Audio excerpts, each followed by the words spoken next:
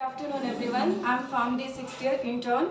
So today I'm going to discuss high risk medication, that is also known as high alert medication. So what do you know, what medication is causing high alert medication and what is high alert medication? They require close monitoring. What is that? What do you understand by this word high risk medication? It's more possible to cause in area. Okay, and how it is how drugs are causing ADR? See, if any medication which is given to patient that is harmful to the patient, that medication is only high risk medication. Okay, so here classes of the high risk medication, that is adrenergic agonist. Example is epinephrine and non-epinephrine, and adrenergic antagonist. Example propranolol, metoprolol, labetalol.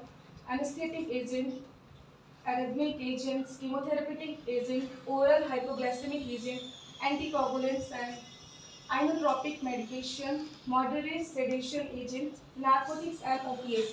These are classes of the high-risk medication. This can cause risk to the patient or harm to the patient at the normal dose also. So how it's causing, like if any medication is given like insulin 18 unit, but if it's written 18 units, it's not appropriate, like U is looking like O 0, so it's 180. It's not like you can't say it's 18 units or 180. So it should be written properly 18 units, not 18 U. So it means inappropriate writing also can cause this medication, high risk medication. Like that, incorrect rates being programmed into an infusion pump, like how they are managing flow rates of the infusion. It's matter, like if it's given 75 ml per hour, so it should be calculated how many drops they can give at 1 minute. Otherwise, it will cause edema or overflow rate to the patient, that will be harmful or results in any other conditions. And this, see, many doses form, like IV to per oral conversion, or this tablet to syrup also. It should be written there what is that.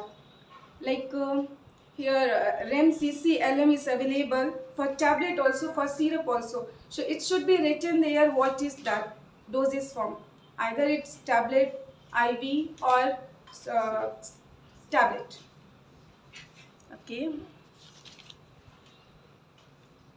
So how we can minimize that, what are the safeguards, how we can minimize this high risk medication? What are the safeguards of that? See, there are many drugs, that LASA drugs, look alike, sound alike drugs, you know. So like many drugs are like that. So if you are consulting doctor on call, so you can't understand what he is saying exactly. Like alprazolam, clonazepam and lorazepam is drug, that is sedative drugs. So if you are talking on call with a doctor, what he said, if he will not spell out, maybe you will make mistake and you will get, in place of alprazolam, you will give clonazepam.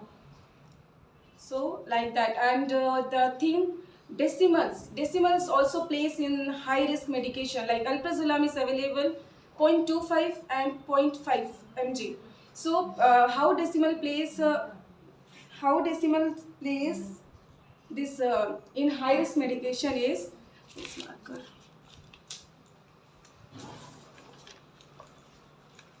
See, it's like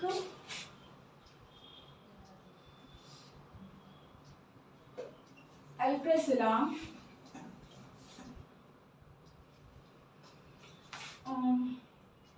25 mg. So how point will matter here?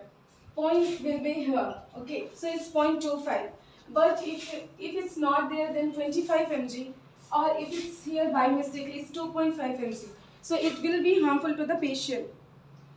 So points also take place in high risk medications, and this zero leads in that decimals. See how zero leads, like if it's not written here, it's not understood. You will give like that.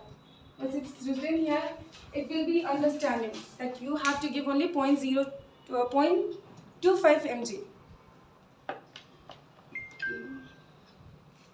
And this Lassa drug, I was talking about that, like cetirizine and citralline, like epinephrine and non-epinephrine, and what is nifedipine and nimodipine. So we have to make sure that what is written there and what we are giving, our small mistake also can make also harmful to the patient. So we need to make sure that prescription should be appropriate, legible handwriting, and doses form, dose, and yeah. And also we need to educate the patient about this all, how he has to take medication, and encourage him that he'll not do the mistake if he is taking at home. If we prescribe this medicine and he's taking medicine in excess, so we need to educate and encourage the patient also. So yeah, that's it. This was the brief intro of the high risk medication. Later I'll take another class for this, and I'll discuss about the drugs and